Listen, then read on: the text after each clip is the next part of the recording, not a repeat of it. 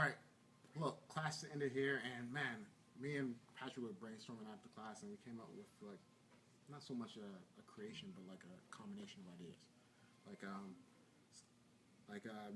saw a trope by, I think it's Neil Melanson. I'm probably pronouncing the name wrong. It was kind of like someone showed it to me because it's conceptually similar to a loop choke, and so I've been playing with it. And also, we were looking at the hip tilt, which some people call the John Wayne sweep, and how to do it in a very bad situation. What kind of leverage should you create? What kind of frame should you create to turn this situation, which is one of the most horrible situations to be in half guard, into a opportunity for a sweep, right? Because he has, not only does he have the underhook, but his head position is killing my body and flattening me out, right? So this is like one of the positions I don't want to be in. And when I'm here, I like to create this frame. So like I know he's gonna try to knee cut me. So like I want to make that a little harder by keeping my knees pinched. And then I'm looking to kind of hand inside on the same side as the underhook and frame against his ear.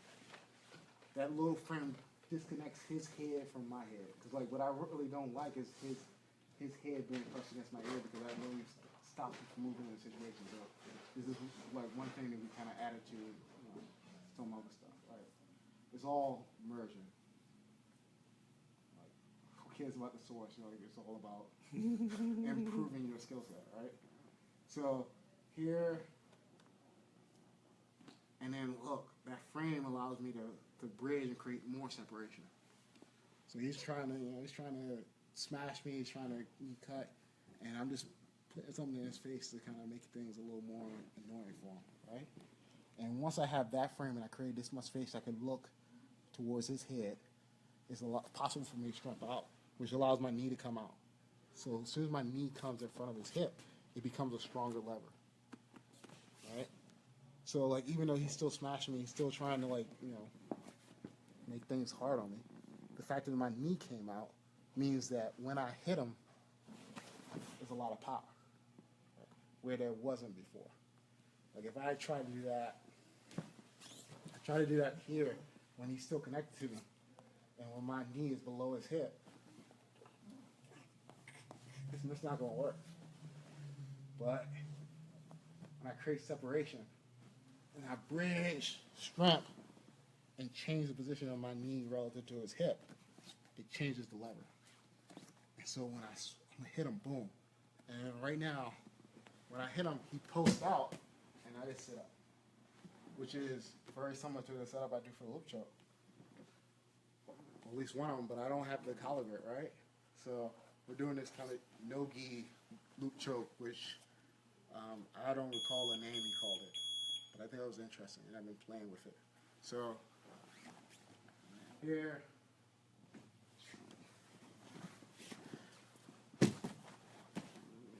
like as soon as I come out, I put his forehead on my hip, and then I shoot.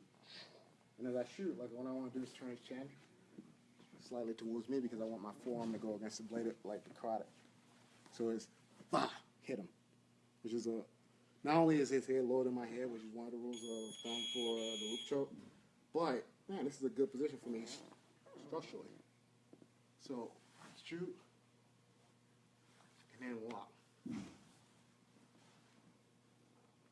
then drop the elbow. And then, very similar to the mechanics of a loop choke, I'm just going to put his head on my hip and then slide it upward to really tense it in.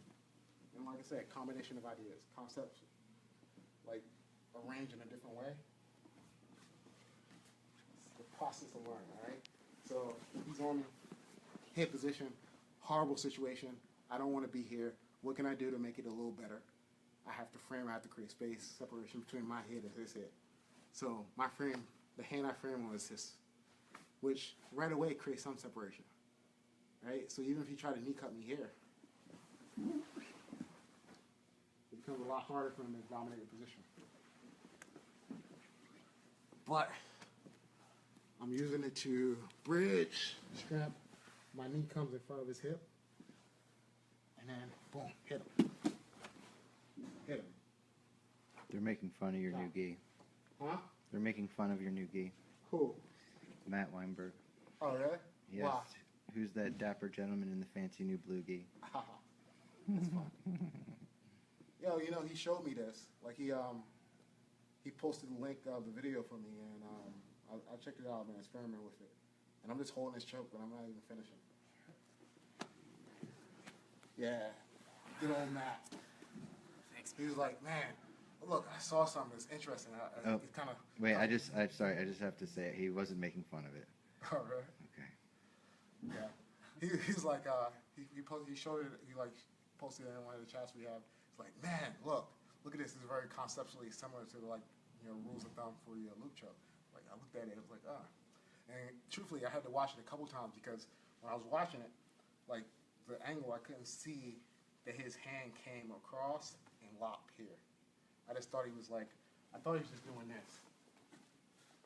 And then just kind of, no grip, just kind of like finishing it. I was like, that doesn't make sense. And truthfully, just what I realized by experimenting with the choke, as opposed to like just watching it, is it's very, like I said, here, like, it's almost exactly the same as the loop choke concepts. Because if he's here, and I try to finish, I just don't have the same leverage, I can't finish. It's not cutting off his neck effectively. Like that, I want to get him towards the same side as my primary choking hand. And then, look, what we realized when we was playing with it is that I have to rotate his head slightly. So my blade, like, is snug against the carotid. If his chin is turned this way, like, it's really hard for me to really cut off both sides. So, like, it's chop, boom. And, like, I like to get the second grip. Second. Like, I consider this to be the second grip instead of the first grip. This is the first grip. This is the one that, like, shifts him into my attack zone, my strike zone. And I lock. And then I put it on my hip, close the elbows, and then slide up. I think it's interesting. And, like, the reason, like, what's mainly interesting is the fact that conceptually it's so similar to a loop choke, which are, these are two chokes that have very similar concepts, very similar mechanics. We can apply concepts from one to the other and learn them both at the same time. So I love that. Like, one-to-many relationships. All right, good night. That's enough. Yeah.